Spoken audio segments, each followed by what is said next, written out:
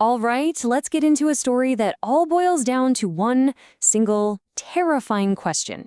And it starts, like so many creepy stories do these days, with a phone call in the middle of the night. So, just for a second, I want you to imagine this. You're fast asleep, in that really deep part of the night where the whole world just feels dead quiet. What would you do? If your phone suddenly just blasted through that silence at a super specific time, like 3:07 a.m., I mean, at first you'd probably just be annoyed, right? But then maybe another feeling starts to creep in. Like, what if this isn't just a wrong number? And this is where it gets really weird. You look at the caller ID, and somehow, the person calling you is someone you cared about, someone who died 3 months ago. So what do? Would you answer it? It's a pretty chilling thought, isn't it? Well, a college student named Ankit, he was faced with that exact choice. And his decision, oh man, it was the worst mistake of his entire life. So let's talk about Ankit. He's just your average college kid living by himself in a small apartment. Nothing special, totally relatable, which, of course, is what makes what happens next so much scarier.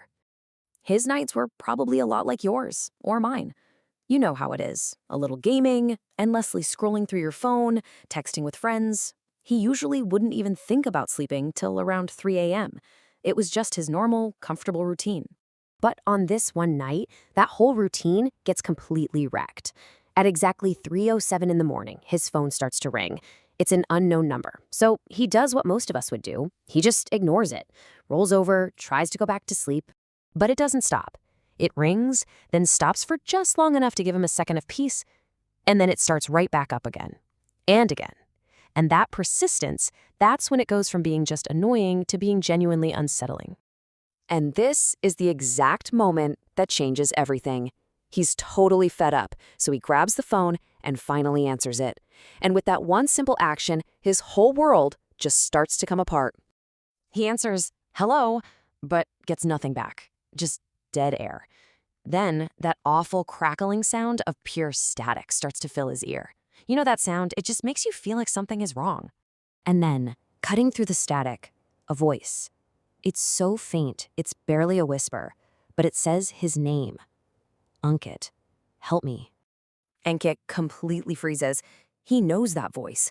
It's Rohit. Not just a friend, his best friend. The same best friend who died in a horrible car accident 3 months ago. I mean, this is impossible. It just can't be happening. He's shaking, trying to say this is some kind of sick joke. But the voice whispers again, and it gives him this one chilling detail. "I'm stuck at the place where I died." And just like that, the call drops. Gone. So what do you do after something like that? Ankit is terrified, obviously. He tries to tell himself it was a prank, a dream, anything else. But it just felt too real. And you've got that classic battle going on in his head. Pure fear versus this burning need to know. And against his better judgment, curiosity wins. He has to see for himself. So he drives out to the crash site, this lonely, quiet road just outside the city. It's completely deserted. You can just picture it. Cold air, dead silence, nobody around for miles. It's the kind of place that strips away any feeling of safety. And the second he steps out of the car, his phone rings. Same unknown number. But get this. The first call was at 3:07 a.m. This one? It's exactly 3:07 p.m. I mean, that's not a coincidence. Something is definitely going on here. He answers. The voice says, "You came." Ankit is desperately looking around, asking where Rohit is. And the voice just replies with that haunting question, "I'm right here. Can't you see me?" But Ankit looks, and there's nothing. Nobody. He's totally alone. Or at least, that's what he thinks. And this is where things really go off the rails. A line has been crossed. He answered the call, he came to the spot. And now, the horrifying truth of what he's gotten himself into is about to smack him right in the face.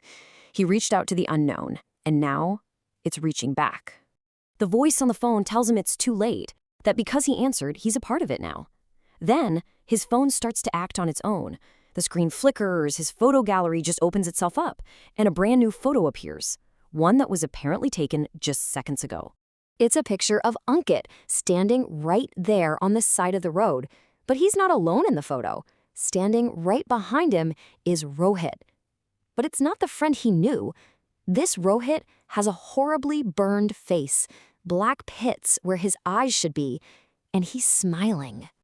Ankit drops his phone, terrified, and slowly he turns around, and it's there, the thing from the picture.